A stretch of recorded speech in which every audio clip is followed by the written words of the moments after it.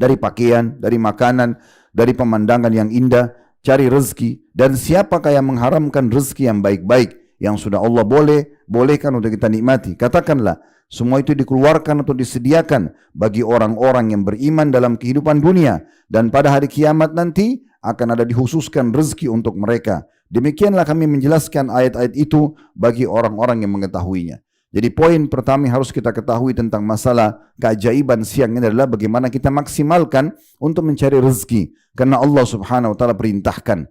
Jadi bukan hanya sekedar karena cinta dengan pekerjaan atau merasa itu tuntutan keluarga. Tapi yang ada adalah karena memang Allah perintahkan. Ini poin pertama. Poin yang kedua, dalam mencari rezeki harus fokus pada yang halal dan thayyibah, yang dibolehkan dan yang berkualitas saja. Sebagaimana Allah subhanahu wa ta'ala sebutkan dalam surah Al-Baqarah, surah nomor 2 ayat 168.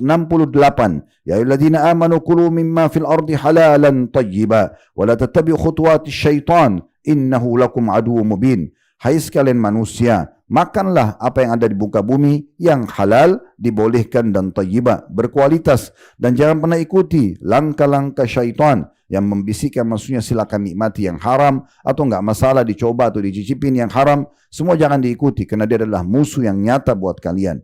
Di sini gabungan antara halal yang Allah bolehkan harus berhubungan dengan thayyibah. Sebagai contoh misalnya, ayam dasarnya halal dalam Islam. Tetapi kalau dia tidak thayyib, dia bangkai misalnya, ya, dia mati bukan karena disembelih, maka ini tidak dibolehkan. Atau sudah rusak, tidak layak lagi dikonsumsi, maka sudah tidak thayyib, maka masuk dalam hal yang tidak boleh dikonsumsi. Begitu juga dalam surah Al-Ma'idah, surah nomor 5 ayat 88, Allah memerintahkan kita untuk fokus kepada halal dan juga thayyibah. Wa qulu mimma razaqakumullahu halalan thayyibah wattaqullaha alladzi antum bihi mu'minun. Allah mengatakan makanlah apa yang telah Allah jadikan rezeki buat kalian yang halal dan thayyibah, dan bertakwalah kepada Allah yang kalian beriman kepadanya. Ditanyakan kepada Imam Ahmad rahimahullah dalam sebuah riwayat, bagaimana caranya melunakkan hati setelah ada penjelasan hadis dalam tubuh manusia ada segumpal darah, kalau dia baik maka baik semuanya, kalau dia terganggu rusak maka rusak semuanya. Itu adalah hati manusia. Ditanya kepada beliau, bagaimana melunakkan hati supaya anggota tubuh semuanya juga jadi baik? Beliau mengatakan dengan pendapatan yang halal. Luqman Al-Hakim rahimahullah menyebutkan, ya, ini dalam pendapat yang mengatakan beliau adalah orang saleh dan bukan seorang nabi. Dia mengatakan pada anaknya, ya bunayya istagni bil kasbil halal, wahai anakku fokus mencari yang halal. Fa inna maftakara ahadun illa asabatu ihda thalathu khisal. Karena tidak ada yang meninggalkan pendapatan halal itu mencarinya, kecuali pasti dia akan ditimpa salah satu dari 3 permasalahan. Yang pertama, rikkatun fi dinihi, akan lemah sekali agamanya, mudah pindah agama, murtad karena miskin, karena tidak mau bekerja. Yang kedua, au da'fu fi aqlihi, atau lemah akalnya karena tidak pernah berpikir menghadapi tantangan hidup untuk mencari rezeki. Dan yang ketiga, awahaun fi muru'ati, atau akan tercoreng kehormatannya karena dia tidak memiliki apa-apa. Dan kemudian beliau mengatakan wa'adhamu min hada, dan lebih parah daripada 3 hal tadi itu adalah istighfafun nasu bihi, manusia akan menganggap remehnya. Kemudian selanjutnya yang ketiga, kerja keras dan selalu semangat serta menjauhi sifat malas. Kata Nabi SAW dalam hadis Bukhari, li'an ya'khudha ahadukum abhulah, thumma ya'til jabal, thumma ya'ti bihuzmatin min hatab, fayabi'uha fayastagni bithamaniha khairun lahu min an yas'alan nas a'tau aw mana'u. Seseorang di antara kalian mengambil potongan-potongan tali, kemudian dia datang ke atas sebuah bukit atau gunung, lalu dia mengumpulkan ranting-ranting kering di sana, kemudian dia menjualnya di pasar, lalu dia hidup dari nilai jualnya itu, jauh lebih baik baginya daripada dia mengemis kepada manusia, diberikan atau tidak diberikan. Sebagian ulama menilai hadis ini mengatakan, orang kalau sudah terlanjur mengemis pada seseorang, walaupun di saat itu dia butuh, maka satu waktu nanti kalau dia sudah mampu, kalau dia ketemu sama orang yang pernah memberikan, dia masih merasa ada penghinaan dalam dirinya. Maka seorang muslim dianjurkan agar selalu ghina, kaya terhadap dirinya sendiri dengan cara dia memenuhi apa yang harus dia penuhi dari kebutuhannya. Demikian pula dalam hadis yang masyhur riwayat Bukhari, kata Nabi SAW, ma'akala ahadun ta'aman khairun min an ya'kula min amali yadi, wa inna nabiyallahi Dawud kana ya'kulu min amali yadi. Tidak ada sesuatu makanan yang paling baik, yang paling suci dan mulia yang dikonsumsi oleh seseorang dibandingkan dari hasil kerja tangannya sendiri. Dan ketahuilah, Nabi Allah Daud makan dari hasil kerja tangannya sendiri. Dalam riwayat Muslim disebutkan, kata Nabi SAW, kana Zakaria alaihissalam najjara. Dan ketahuilah Nabi Allah Zakaria adalah seorang tukang kayu. Dia hidup dari hasil kerjanya.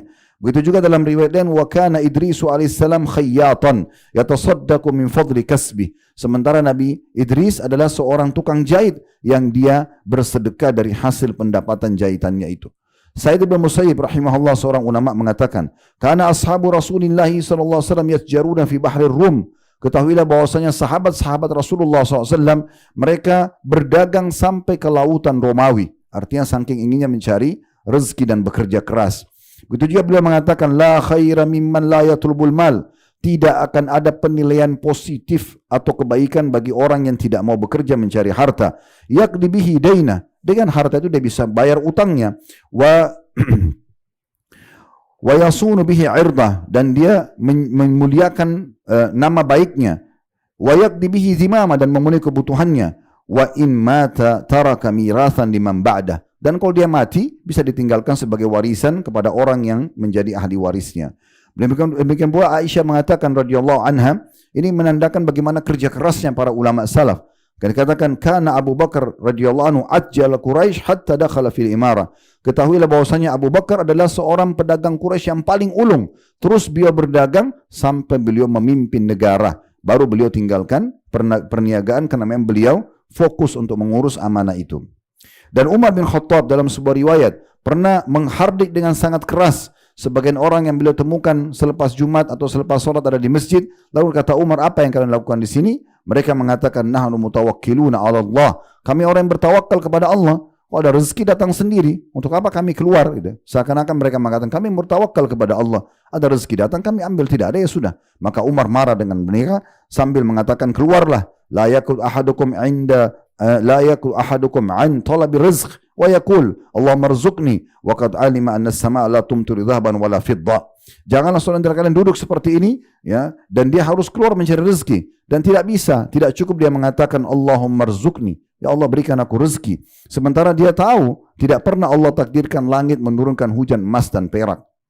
Begitu juga Imam Ahmad rahimahullah mengatakan, al-istighna'u 'anil nasi bi talabil amal a'jabu ilaina minal julusi wa intidharu ma fi aidin nas. Ketahuilah, berlepas diri daripada bergantung pada manusia dengan cara meminta pekerjaan atau mencari pekerjaan jauh lebih kami suka dibandingkan duduk dan terus berharap apa yang ada di tangan manusia.